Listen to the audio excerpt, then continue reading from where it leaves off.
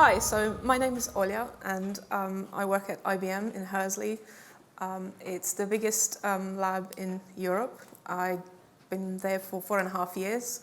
I started straight out of university. I went to university late, did a technical degree, and then so this is my first tech job as well.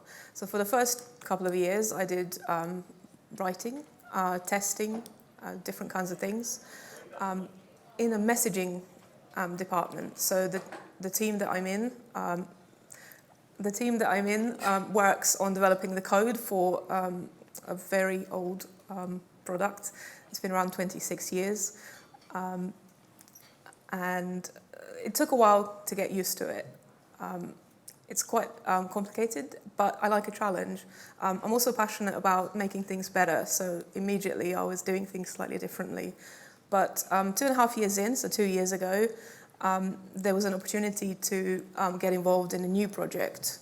So our engineers found there were some problems with how our developers find out how to write code that interacts with our servers. So application developers who are starting for the first time.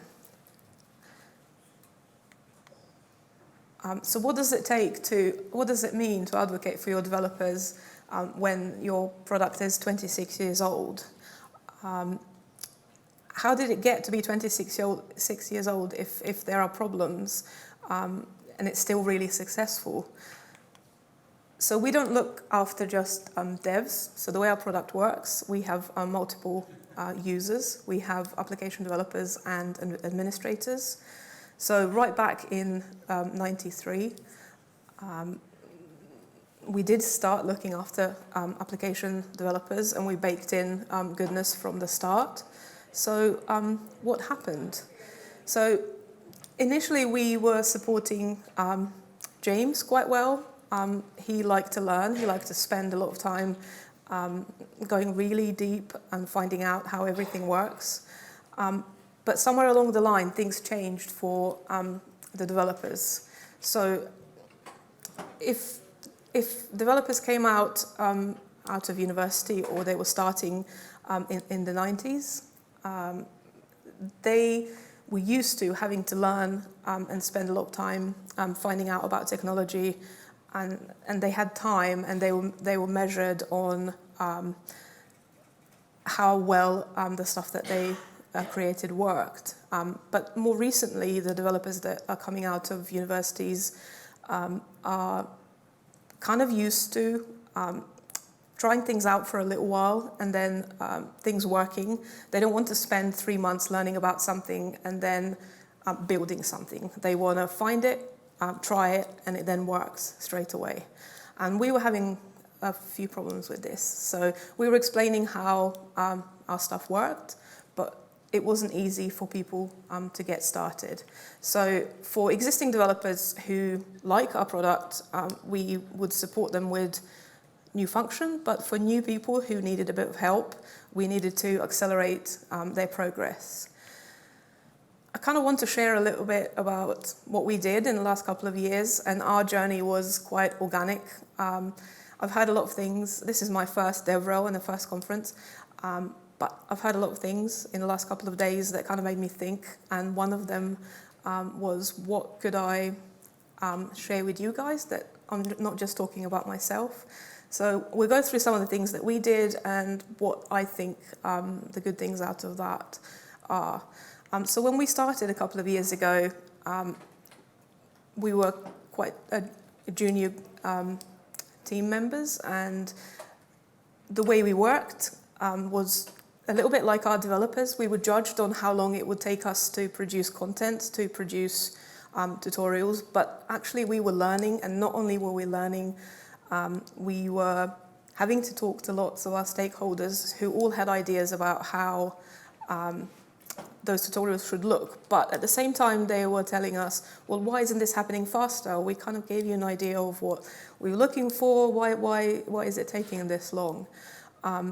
So we were kind of going through the similar journey that our developers were going through. They were being measured on time to working code And so we kind of felt quite sympathetic to their problems. So what I kind of had for you this afternoon is that, as I said, our efforts grew organically, and having heard all kinds of frameworks and what you should be doing and what you shouldn't be doing, maybe it doesn't matter for you. You should pick out different things from what everyone else is saying, but think about what your developers actually need. So your developer advocacy might not look like anyone else's, and I think that's okay. So I'll kind of dig in a little bit deeper into what we did that maybe you might find interesting. So we'll talk a little bit about messaging, because you need a little bit of context to what I'm going to talk about. How design thinking helped us in what we were trying to do. We actually created a badge, and that's one thing that I've not heard anyone here talking about today, so that might be of interest. And then eventually we're kind of mainly working on samples and demos. So what is messaging? Or if you really want, what is MQ and how does it work? So mainly we have a server component that is installed and configured, and then we have applications that interact with the server. And basically what this is for is moving data in messages between systems and applications in a very low-level explanation. And why am I showing you this? Because the two types of our users, admins and developers, tend to kind of circle around. So the admins are kind of looking after the server side of things, and application developers are developing applications. And there's something in how they're interacting and how things have developed over the years that isn't quite working anymore. So we'll dig into that a little bit later. But on the kind of higher level, in terms of what it does for business, it connects the pieces and makes everything work together. So we had a few graduates start recently, and normally when they start, we give them a project. And this time they worked on putting MQ, which works on mainframes and all kinds of other platforms, onto a Raspberry Pi Zero, and create an activation project so that you could actually come up to it with your phone and send and receive messages without having to write any code or do anything. But you could take it away and then actually create proper code and write applications and get familiar with how it works. So we created, or they created, some comparisons with how your body works and what happens in the same amount of time in MQ, and we thought this was quite interesting. So how did design thinking help us? So in IBM, we call it enterprise design thinking because it helps us work with clients and different, across teams inside IBM. And what does that really mean? So we focus on user outcomes. The loop is the really important thing, the rest less reinvention. We kind of observe, reflect, make, and we try and work with diverse teams because at that point you get the best information and different points of view.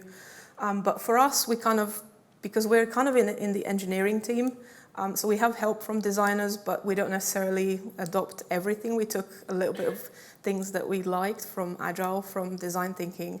And for us, hills were the things that we adopted. I'll talk about that in a moment. Also playbacks. So we don't have a budget. We're not a typical DevRel team. We're kind of looked over by the engineering team. So in playbacks, we have one every week, and it gives us time with our stakeholders so that we can tell them what we've been thinking about, what we've found out, what we'd like to work on next, and very quickly we get feedback on whether they think it's a good idea, can we explore more, or do we need to move on to something else. And obviously because at that point we weren't yet talking to actual developers, we had sponsor users. So these are kind of users that we are targeting, but ones that we had access to, so they would be mainly graduates and recent graduates. who joined us, and they would help us, and we would test everything that we were doing with them. So we also work with, I mentioned we have design teams, and we worked with them and with other engineers and to come up with different kinds of personas for our product. So these are all the personas that we have for messaging. And for us, James and Andre are the most interesting ones. So how do you start with design thinking? We start with empathy, and let's remind ourselves what empathy means. So it's kind of putting yourself in the shoes of your user. Although we're often told you are not your user, but it's good to imagine how things work for them and to understand what their problems are.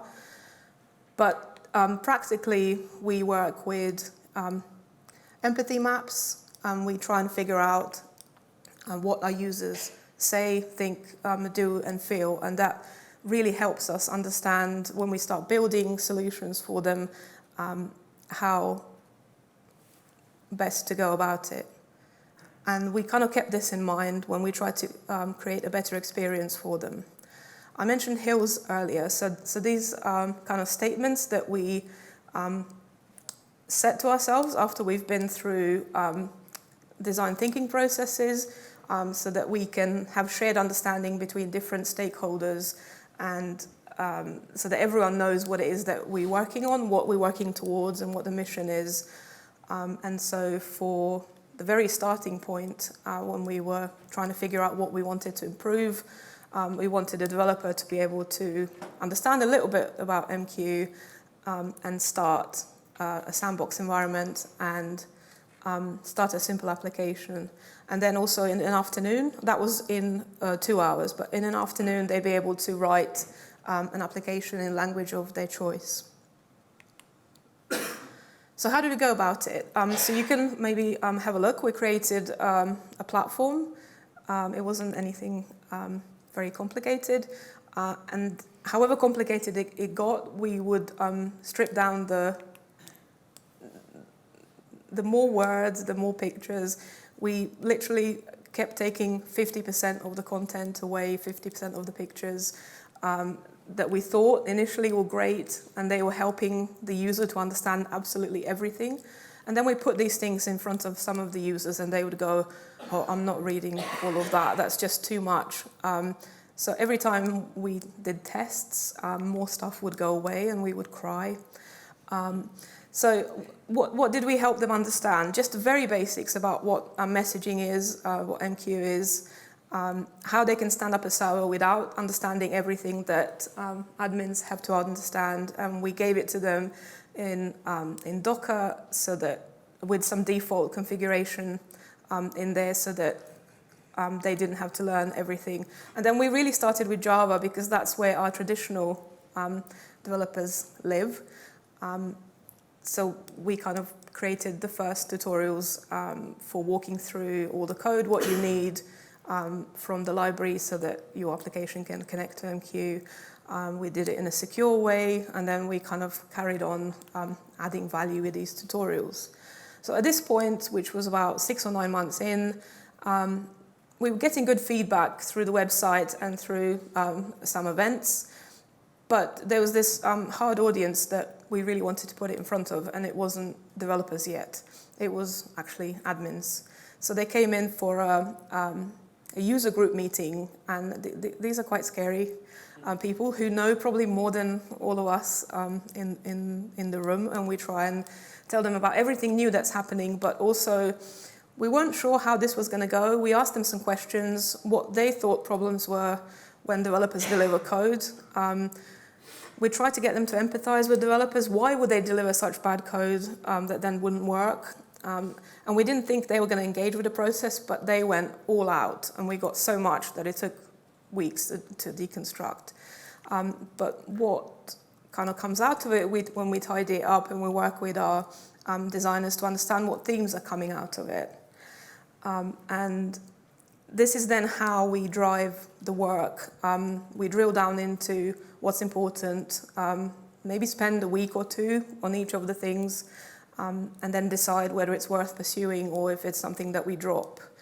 So in this case, we kind of thought that would be cool if we could give some street cred to developers so that when they went to talk to their admins about the problems they were having finding their message, if something went wrong. Because admins constrained things quite well, because when they configure their estate, they don't want anyone messing with it. They're not going to let you near production. They're going to give you the minimum information that you need, and that starts to cause conflict.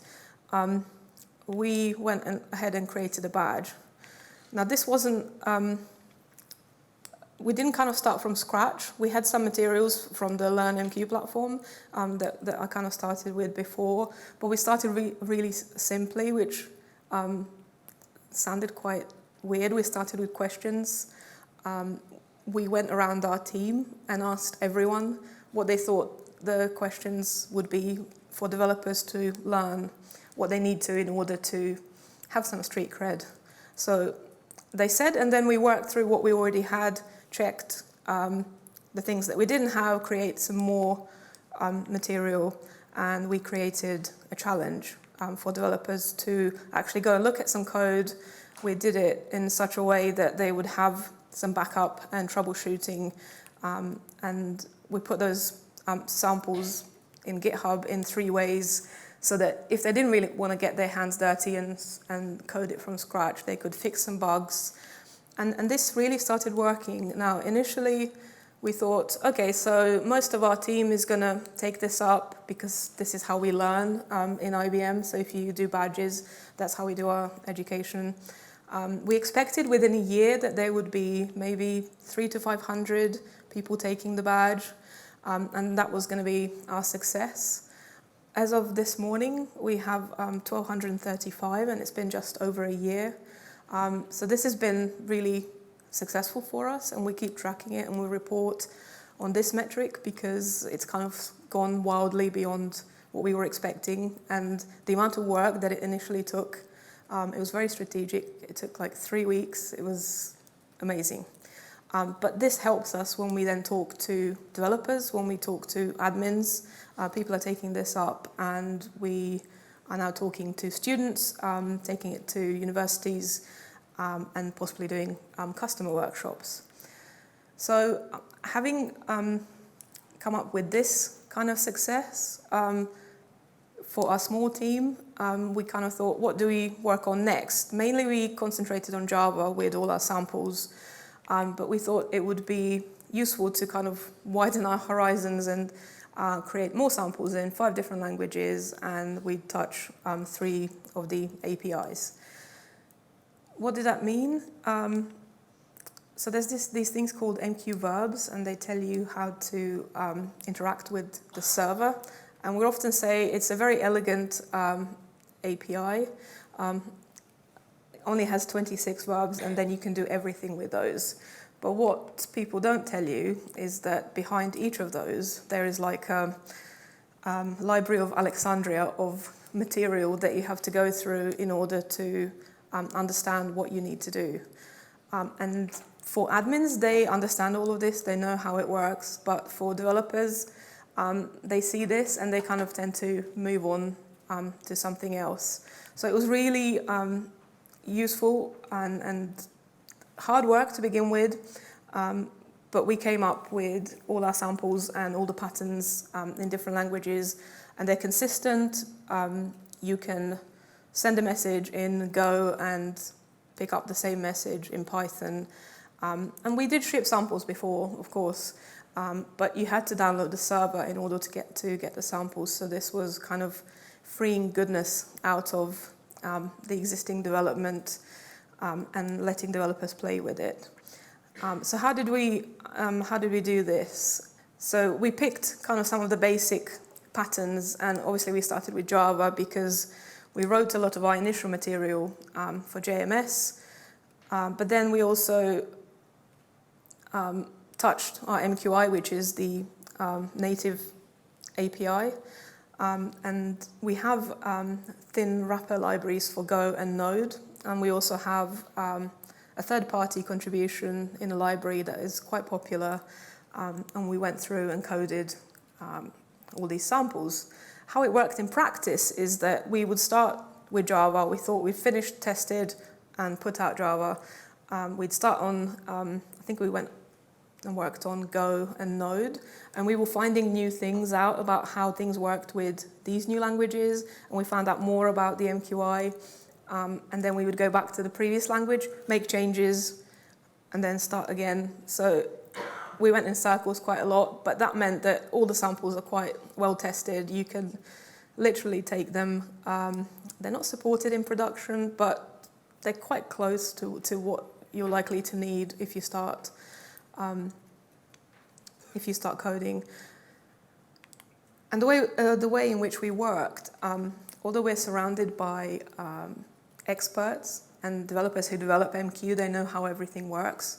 We kind of wanted to go through the pain that our developers go through and not ask too many questions. So we would ask for pointers initially and say, okay, so we're going to do this, just tell us roughly how it's going to work.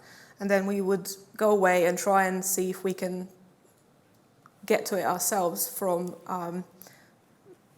what we could find online, what we could Google, what we could find in Stack Overflow. And we wouldn't actually ask for more help until we would spend 2 or 3 days and not being able to do it. But what that meant was that we could find all those pain points that other people were going through and actually then document them and create better samples and explain things that we really found difficult. Like sometimes it was setting up your environment, it wasn't really a problem with the samples. And it kind of worked out, and they're reasonably popular, and they're helping us move along our journey. So I kind of want you to remember what I said earlier.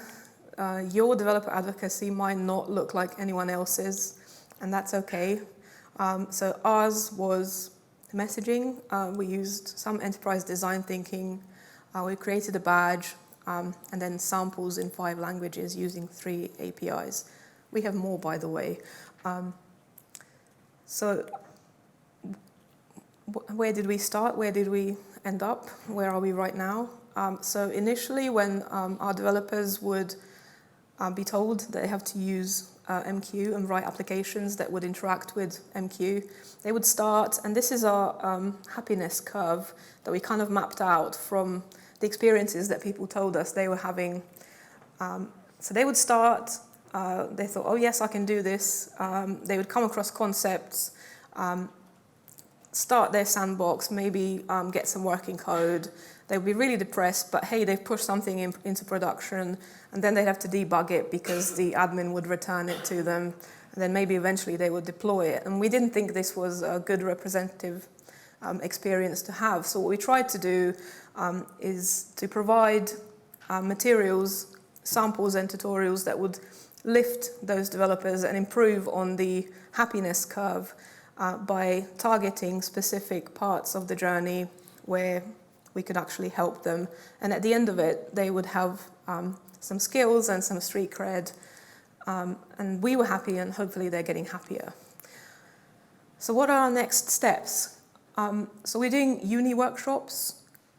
We're taking our badge as a workshop to universities because we found that most of the graduates who come to us to work have never experienced messaging in their courses.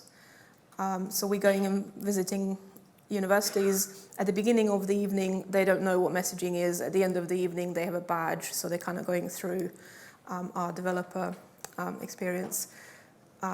We're hoping to do those for developers, so we're kind of slowly building up to developer workshops and meetups. We're looking more at cloud-native apps and how we can work on those. And this is the first conference we've been talking about our work, so we want to do more of those and actually maybe drill down into some of the technical stuff. I don't know how we're doing for time. I think I'm over, maybe. But that's all I had, and thank you for being a patient audience. Thank you.